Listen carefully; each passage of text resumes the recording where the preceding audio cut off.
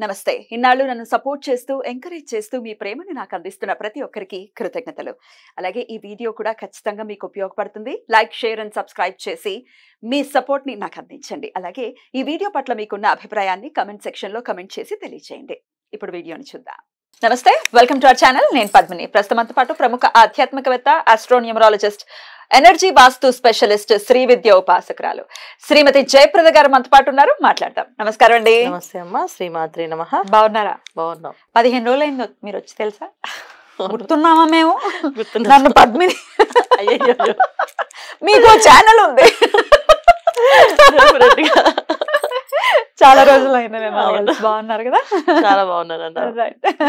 కాకపోతే ఇంట్లో కొంచెం పూజ అలవాటు వల్ల రాలేకపోయింది. తెలుసు నాకు.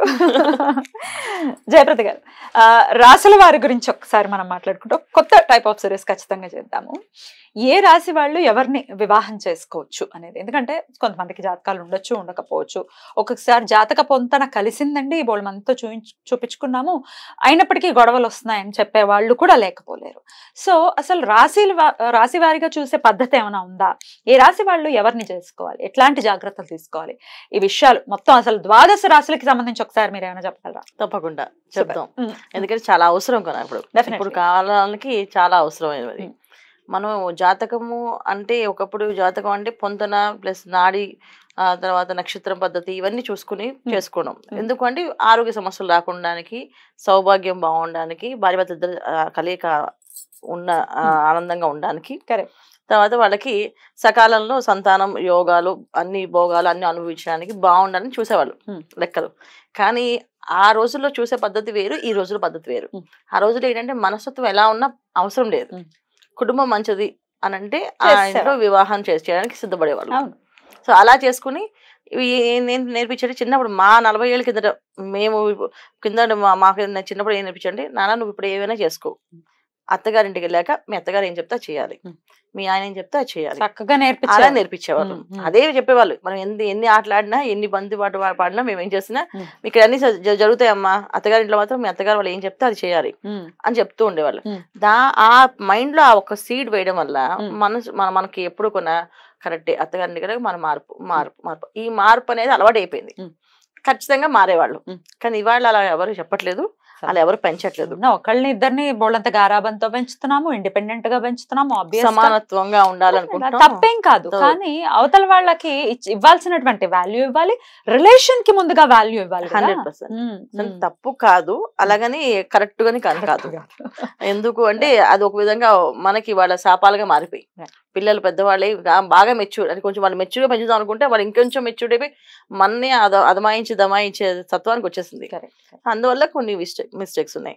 అందుకని ఇప్పుడు మనం ఈ రాశి తత్వాలు చూసుకోకపోతే ఏమవుతుందంటే, ఇవాళ రోజున పిల్లలు వివాహం అంటే ఒకసారి ముడిపడితే ఇంకా లైఫ్ లాంగ్ అంతే.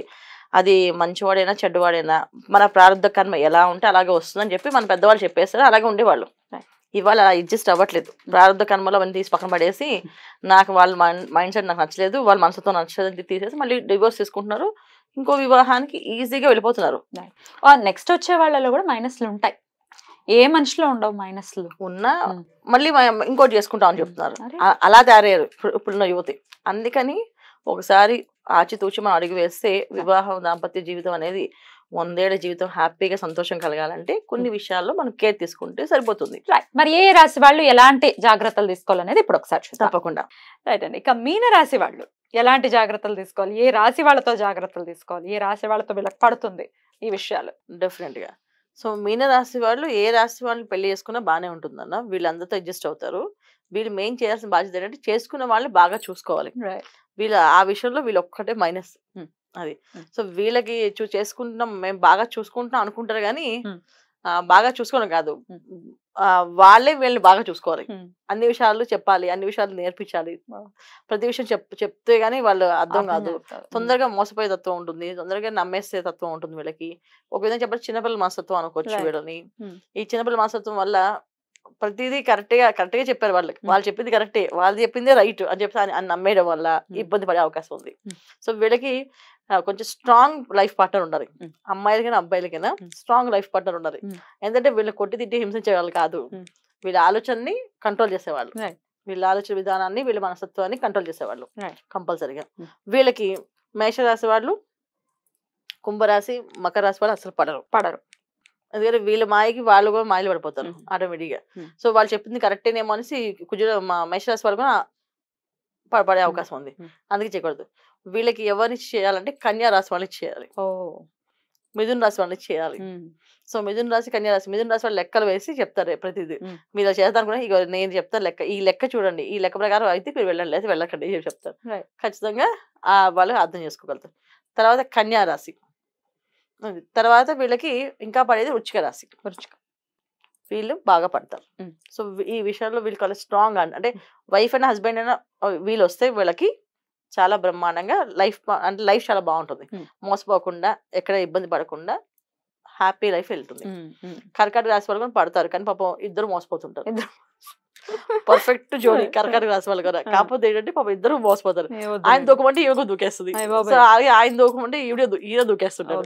ఒకళ్ళలాగా ఒకళ్ళు ఇలా ఆపోజిట్ పోల్స్ రియాక్ట్స్ లాగా అలాగే ఉండాలి, కానీ ఇద్దరు ఒకేలా ఉంటే ఎట్లా? అది మీన రాశి వాళ్ళని చేసుకోవచ్చా? చేసుకోకూడదు.